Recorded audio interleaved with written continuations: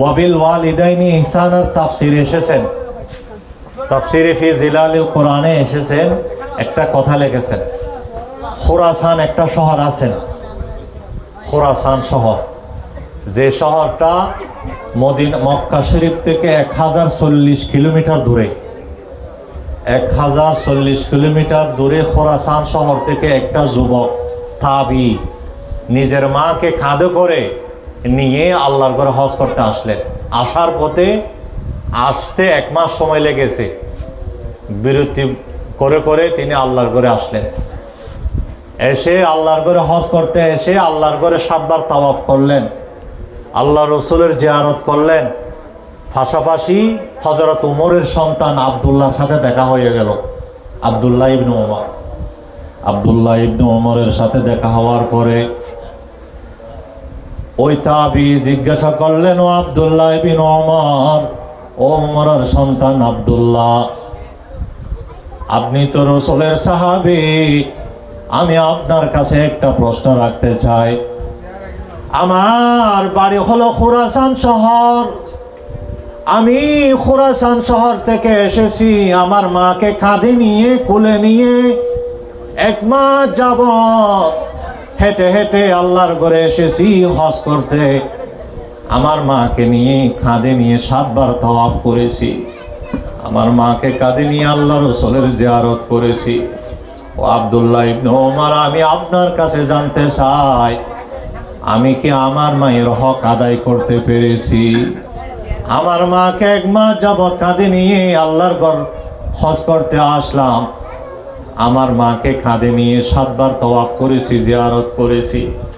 যে পরিমাণ কষ্ট করেছে এইরকম কষ্ট আমি আমার জীবন আর করি নাই। এখন আপনার কাছে জানতে চাই, আমি কি আমার মায়ের হক আদায় করতে পেরেছি? আব্দুল্লাহ ইবনে ওমর বলেন, ও তাবি, আমি তোমার প্রশ্নের উত্তর এভাবে দিতে চাই, তুমি যে তোমার মায়ের শরীর থেকে বচ্চু খেয়েছো, বচ্চু খাবার যে যতটা নালী রয়েছে, একটা নালীর হকও এখনো তুমি তোমার মায়ের হক আদায় করতে পারো নাই। সুবহানাল্লাহ, মা কত বড় জিনিস। এই জন্য আল্লাহ বলেন যে আল্লাহ এবং রসুলের পরে পৃথিবীর বুকে সম্মান পাওয়ার, ভালো আচরণ পাওয়ার, খেদমত পাওয়ার, সেবা পাওয়ার, সুন্দর ব্যবহার পাওয়ার যিনি হকদার, তিনি হলেন আমার আপনার মা আর বাবা। এই জন্য আল্লাহ বলেন, আমার গোলামির পরে মা বাবার সাথে ভালো ব্যবহার করে, এটা আমার হুকুম। লা ইলাহা ইল্লাল্লাহ, লা ইলাহা ইল্লাল্লাহ, লা ইলাহা ইল্লাল্লাহ, হাসবি রব্বি জাল্লাল্লাহ, মা ফি কলবি গায়রুল্লাহ, নূর মুহাম্মদ সাল্লাল্লাহু, লা ইলাহা ইল্লাল্লাহ। আল্লাহ পাক বলছেন, ও হাবিব, আমার পক্ষ থেকে চূড়ান্ত সিদ্ধান্ত হয়ে গেছে, মানুষ কেবলমাত্র আমার গোলামি করবে। আমার গোলামি করার পরে বান্দা মা বাবার সাথে সদ্ব্যবহার করবে, সুন্দর আচরণ করবে, মা বাবার সেবা করবে। আল্লাহ পাক বিশেষ করে বলেন, ইম্মা ইয়াবলুগান্না ইনদাকাল কিবারা আহাদুহুমা আও কিলাহুমা। দেখেন, এখানে কয়েকটা কথা বোঝার রয়েছে। মা বাবার খেদমত, যুবক অবস্থায় মা বাবার খেদমত তেমন প্রয়োজন হয় না। আল্লাহ বলেন, হে আমার গোলামেরা শুনো, যে মা বাবা যদি তোমাদের কাছে বার্ধক্য অবস্থায় পৌঁছে যায়, এই কথাগুলো একটু মনোযোগ দিয়ে শুনতে হবে। মা আর বাবা এই দুইজন মানুষ যখন তোমাদের কাছে বার্ধক্য অবস্থায়, বুড়া অবস্থায় পৌঁছে যাবে, তোমরা বুড়া অবস্থায় পাবে, আহাদুহুমা আও কিলাহুমা, একজনকে অথবা দুইজনকে। বুড়া অবস্থায় যদি তোমাদের মা বাবাকে পাও, একজনকে পাও অথবা দুইজনকে পাও, যে অবস্থায় তোমার মায়ের চামড়া ডিল ডাল হয়ে গেছে, চোখ দিয়ে পানি পড়ে, নাক দিয়ে পানি পড়ে, ভালো করে কথা বলতে পারে না, ভালো কথা যা আপনার নিকট খারাপ মনে হয়, সুন্দর কথা বলতে জানে না বুড়া বয়সে। এমন অবস্থায় যখন মা বাবা পৌঁছে যাবে, মায়ের চোখ দিয়ে পানি পড়ে, নাক দিয়ে পানি পড়ে, মায়ের দুর্বল হয়ে গেছে, বাবা দুর্বল হয়ে গেছে, আল্লাহ বলেন এই অবস্থায় যদি মা বাবাকে পাও, তাহলে মা বাবার সাথে এমন কোনো শব্দ ব্যবহার করো না, তাদের আচরণ, তাদের কথাবার্তা শুনে বিরক্ত হয়ে মা বাবার সাথে উফ শব্দ বলো না, অথবা আপনি এমন কোনো কথা বলবেন না যে কথার কারণে মা বাবা কষ্ট পায়, উফ শব্দ বলে ফেলে। আল্লাহ বলেন, ও আমার গোলামেরা, মা বাবা যখন বৃদ্ধ বয়সে পৌঁছে যায়, মা ভালো করে দেখতে পায় না, ভালো করে কথা বলতে জানে না, মায়ের চামড়া ডিলডাল হয়ে গেছে, চোখ দিয়ে পানি পড়ে, মুখ দিয়ে পানি পড়ে, ওই অবস্থায় যদি মাকে পাও, বাবাকে পাও, মা বাবার সাথে এমন কোনো শব্দ ব্যবহার করো না যে শব্দ, যেই অঙ্গিমা, যে কথা শোনার পরে মা কষ্ট পেয়ে উফ শব্দ বলে ফেলে। আর আল্লাহ পাক বলছেন এইরকম কোনো মা বাবার সাথে আচরণ করিও না। আল্লাহ আরো বলছেন, ওয়ালা তানহারহুমা, মা বাবাকে ধমক দিও না, মা বাবাকে জাটকে দিও না, মা বাবাকে হুমকি দিও না, মারধর করিও না। আল্লাহ বলেন কি করবে, ওয়াকুল্লাহুমা কওলান কারীমা, মা বাবার সাথে তখন নরম নরম কথা বলিও, সুন্দর কথা বলিও, সুন্দর আচরণ করিও। আল্লাহু আকবার। আল্লাহ বলেন, এ গোলাম, আল্লাহ এবং রসুলের পরে আমি যাকে পৃথিবীর বুকে সম্মানের উপযুক্ত করেছি তারা হলো মা বাবা। মা বাবাকে যদি বৃদ্ধ বয়স অবস্থায় পাও, মা বাবার সাথে বেয়াদবি করিও না, খারাপ আচরণ করিও না, এমন শব্দ বলিও না যে শব্দ শোনার পরে মা কষ্ট পেয়ে ও শব্দ বলে ফেলে। আল্লাহ পাক বললেন, ওয়াকুল্লাহুমা কওলান কারীমা, নরম নরম কথা বলো, যে কথা শুনে মার মন ঠান্ডা হয়ে যায়। মা বাবার সাথে সুন্দর ব্যবহার করো, মা বাবার সাথে সৎ ব্যবহার করো। আল্লাহ পাক আরো বলছেন, ও যুবক, তোমার শরীরে তো টকটকে যুবক রক্ত আছে, যৌবন রক্ত আছে, জোয়ান মানুষ, ওই অবস্থায় তোমার দুই বাহুকে মায়ের কাছে নত করে দাও। আর যদি মা বাবা দুজন দুনিয়া থেকে চলে যায়, একজন চলে যায়, তাহলে মা বাবার জন্য আমি আল্লাহর কাছে এভাবে বলো, রব্বিরহামহুমা কামা রব্বায়ানি সগীরা। আল্লাহ, আমার মা বাবা যেমন আমাকে ছোট অবস্থায় লালন পালন করেছে, ওই অবস্থা ওইভাবে আমার মা বাবাকে আপনি লালন পালন করেন। সুবহানাল্লাহ। আপনি মা বাবার দিকে একটু খেয়াল করেন যে মা বাবা আমাদেরকে ছোট অবস্থায় কি রকম লালন পালন করেছে। যে আমার আপনার কি লাগবে সেটা বলতে আমাকে মুখ দিয়ে বলতে হয় নাই, আমার কান্না দেখে, চোখ দেখে, অঙ্গিমা ভঙ্গিমা দেখে আমার সব চাহিদা মা বাবা পূরণ করেছে। তা আল্লাহ বলেন যে তোমার মা বাবা যখন বৃদ্ধ হয়ে যাবে, চামড়া ডিলডাল হয়ে যাবে, চোখ দিয়ে পানি পড়বে, মুখ দিয়ে পানি পড়বে, সুন্দর করে কথা বলতে জানবে না, তখনও তোমার দায়িত্ব হবে মার চোখের দিকে তাকিয়ে, মার ভঙ্গিমার দিকে তাকিয়ে মা বাবা খোঁজার আগে মা বাবার চাহিদাকে পূরণ করে দাও। সুবহানাল্লাহ। আমার আপনার চাহিদা যেমন মা বাবা না খোঁজার আগে পূরণ করে দিয়েছে, মা বাবা যখন বয়স্ক হয়ে যাবে, মা বাবা না চাহিলেও মা বাবার সিরত সুরত দেখে, ভঙ্গিমা দেখে মা বাবা খোঁজার আগে আপনি মা বাবার হাজতগুলো পূরণ করে দেন। এটা আল্লাহর নির্দেশ। আল্লাহু আকবার।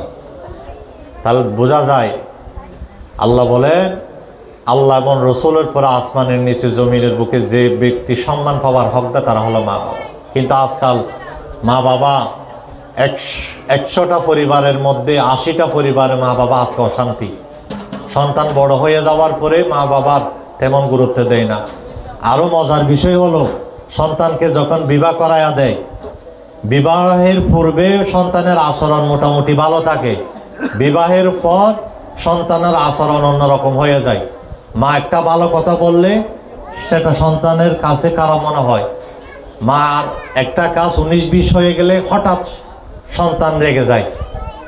যে আচরণের আশা মা করে নাই, বাবা করে নাই, যে আপনার মা আপনার বাবা আপনার জন্য কি পরিমাণ কষ্ট করেছেন। আপনি কি জানেন যে মাছের খেড়া নিজে খেয়েছে, মাছটা আপনাকে খাওয়াইছে, হাড্ডিটা নিজে শুষে খেয়েছে, গোস্তাটা আপনার মুখে তুলে দিয়েছে। ঈদের দিন ভালো পোশাকটা নিজে পরে নাই, আপনার জন্য ভালো পোশাকের ব্যবস্থা করেছে। আপনি সেই মাকে কিভাবে কষ্ট দেন, সেই বাবাকে কিভাবে বড় কথা বলেন, সেই মা বাবার সাথে কিভাবে খারাপ আচরণ করেন। এই জন্য আল্লাহ বলেন আমার গোলামির পরে, আল্লাহ বলেন আমি যেখানে আমার গোলামির কথা বলেছি সেখানে সেখানে আমার পরে, আমার রসুলের পরে মা বাবার কথা বলেছি। যেমনটি প্রমাণ আল্লাহ কোথায় এই জায়গায় বলেছে। দেখেন একটা মজার হাদিস আপনাদেরকে শোনাই। একদিন এক সাহাবী রসুলের কাছে আসলেন, এসে বললেন, ও আল্লাহ নবী, ইয়া রসুল আল্লাহ, ইয়া হাবিব আল্লাহ, যে আমি সকাল আনলে বিকালে শেষ হয়ে যায়, বিকাল আনলে রাত শেষ হতে না হতে আমার ধন সম্পদ শেষ হয়ে যায়, রাত দিন অশান্তিতে থাকি, পেরেশান আর পেরেশান, দুঃখ আর দুঃখ, আমার অভাব যায় না, সব সময় অভাব অনটন লেগে থাকে। আপনি আমাকে এমন কিছু আমল বলেন যে আমলের কারণে আমার অভাব দূর হয়ে যাবে, টেনশন দূর হয়ে যাবে, পেরেশান দূর হয়ে যাবে। আমাকে এমন কিছু আমল বলেন যার কারণে এগুলো থেকে আমি মুক্তি পাব। তখন আল্লাহ নবীজি তাকে দুইটা আমলের কথা বলেছেন। একটা আমল হলো, আল্লাহ নবীজি বলেছেন, যদি তুমি তোমার ধন সম্পদ বাড়াতে চাও, রুজি রোজগার বাড়াতে চাও, ইনকাম বাড়াতে চাও, নবীজি বলেছেন ফাল ইউবাররাহু বিওয়ালিদাইহি, মা বাবার সাথে ভালো আচরণ করো, মা বাবার ভরণ পোষণ দাও, মা বাবার ওষুধের খরচ দাও, মা বাবার কাপড় চোপড়ের ব্যবস্থা করো, মা বাবা বৃদ্ধ বয়সে ভালো খাবার খায়, ভালো খাবারের ইচ্ছা করে ভালো খাবার এনে দাও, মা বাবা না খোঁজার পূর্বে মা বাবার চাহিদা মিটাইয়া দাও। আল্লাহর নবী বলেন, আমি রসুল নবুয়তের জবানে বলছি, তুমি যদি তোমার মা বাবাকে খুশি করতে পারো, আমি নবী বলছি তোমার অভাব অনটন দূর হয়ে যাবে। সুবহানাল্লাহ। ফাল ইউবাররাহু বিওয়ালিদাইহি, ও আমার সাহাবী, আল্লাহ নবীজি বলেছেন ওয়া ইউজাদু লাহু ফি রিজকিহি, তুমি যদি তোমার রিজিক বাড়াতে চাও, ধন সম্পদ বাড়াতে চাও, তাহলে মা বাবার সাথে উত্তম আচরণ করো, মা বাবার ওষুধের খরচ দাও, এক সুন্দর একটা পোশাকের ব্যবস্থা করে দাও, মা বাবা যা খাইতে চায় পূজার আগে তা এনে দাও। মা বাবাকে যদি খুশি রাখতে পারো, আমি নবী তোমাকে কথা দিচ্ছি আল্লাহ তোমার ধন দৌলতে বরকত দান করবে। আরেকটা হলো ওয়াল ইয়াসিল রাহিমাহু, নিকট আত্মীয় যারা আছে তাদের সম্পর্ক বজায় রাখো। নিকট আত্মীয়, মার সম্পর্ক আত্মীয়, বাবার সম্পর্ক আত্মীয়, মার মা নানি, মার বাবা নানা, মার বোন খালা, এভাবে মার যত আত্মীয় স্বজন আছে এদের সাথে ভালো ব্যবহার করো। আত্মীয়তার সম্পর্ক ধরে রাখো, আত্মীয়তার সম্পর্ক বিচ্ছিন্ন করিও না। বাবার সম্পর্ক, বাবার ভাই চাচা, বাবার বাবা দাদা, বাবার মা আপনার দাদি, বাবার বোন আপনার ফুফি, এই ধরনের রক্তের সম্পর্ক যারা আছে এদের সাথে ভালো সম্পর্ক রাখো। নবীজি বলেন মান সাররাহু আন ইউমিদ্দা লাহু ফি উমরিহি, যে ব্যক্তি নিজের হায়াতকে বাড়াতে চায়, ওয়া ইউজাদা লাহু ফি রিজকিহি, ধন সম্পদ বাড়াতে চায়, নবীজি তার জন্য দুইটা আমলের কথা বলেছেন। সে যেন মা বাবার সাথে ভালো আচরণ করে এবং আত্মীয়তার সম্পর্ক বজায় রাখে। আত্মীয়তার সম্পর্ক বজায় রাখে। আজকে তো সম্পর্ক বিচ্ছিন্ন করার ক্ষেত্রে আমরা অনেক এগিয়ে আছি, বড় বড় কথা বলে সম্পর্ক নষ্ট করে ফেলি। সম্পর্ক নষ্ট করছেন, এটা বড় ভালো করেন নাই, নষ্ট করে আপনি আপনার হায়াতকে কমাই ফেললেন। সম্পর্ক নষ্ট করেছেন মানে আপনার ধন সম্পদ দিন দিন কমে যাচ্ছে। নবীজি বলেছেন সম্পর্ক ধরে রাখতে পারলে আপনার ধন সম্পদ বাড়বে। খালা আসলে, ফুফু আসলে, চাচা জেঠা আসলে এদের সাথে ভালো আচরণ করিয়েন, মেহমানদারি করিয়েন। কিছু খাবার দিতে না পারলেও হাসি মুখে তাদেরকে কিছু চা পানির ব্যবস্থা করে তাদেরকে বুঝ দিয়েন। এই সুন্দর সম্পর্কের ভিতর দুইটা ফায়দা রয়েছে, একটা হলো আপনার হায়াত বাড়বে আর একটা হলো আপনার ধন সম্পদ বাড়বে। এ কথা সত্য যে এ কথা আমার হায়াতুন নবী বলেছেন। এই যদি এ কথা যদি আমরা বিশ্বাস না করি তাহলে আমার ঈমান থাকবে না, আমাদের ঈমান থাকবে না। এ কথা ভিতর কোনো সন্দেহের সুযোগ নাই। যদি আমরা আত্মীয়তার সম্পর্ক ধরে রাখতে পারি, মা বাবার খেদমত করতে পারি, আল্লাহর কসম আমাদের হায়াত বাড়বে এবং আমাদের ধন সম্পদে আল্লাহ বরকত দান করবে। আল্লাহ আপনি আমাদেরকে তৌফিক দান করুন, বলো না আমিন। সালাতুন ইয়া রাসূলুল্লাহ আলাইকুম, সালামুন ইয়া হাবিবাল্লাহ আলাইকুম। যে কথাটা বলতে চেয়েছি, পৃথিবীর মধ্যে আপনার বন্ধু আপনাকে ভালোবাসে, আপনার সহধর্মিনী আপনাকে ভালোবাসে, আপনার উপরের মানুষ আপনাকে ভালোবাসে। প্রত্যেকটা ভালোবাসার পিছনে উদ্দেশ্য আছে, কোনো কিছু একটা করবে অথবা কোনো কিছু ফায়দার জন্যে এরকম। কিন্তু মা বাবার ভালোবাসার পিছনে কোনো দয়া, কোনো স্বার্থ নাই। স্বার্থ ছাড়া তারা সন্তানদেরকে ভালোবাসে। এই জন্য আল্লাহ বলেন যে মা বাবা বড় শ্রেষ্ঠ দুইটা নিয়ামত, বড় দুইটা নিয়ামত। আল্লাহ এবং আল্লাহ রসুলের পরে তারা হলেন নিয়ামত। আপনার পীর অনেক দূরে, আপনার পীরের কাছে যাওয়ার আগে আগে মার কাছে যান। এটা হলো আপনার জন্য সর্বশ্রেষ্ঠ পীর। মা বাবাকে যদি খুশি করতে পারেন, মা বাবার দোয়ার মাধ্যমে যদি আপনি দোয়া নিতে পারেন, আল্লাহ রসুল বলেছেন কয়েক শ্রেণীর মানুষের দোয়ার ভিতর কোনো পর্দা থাকে না, তার ভিতর একটা হলো আপনার মা বাবা। মা বাবা যখন খোলা মনে দোয়া করবে, সাথে সাথে আকাশের মালিক কবুল করে নেবেন। সুবহানাল্লাহ।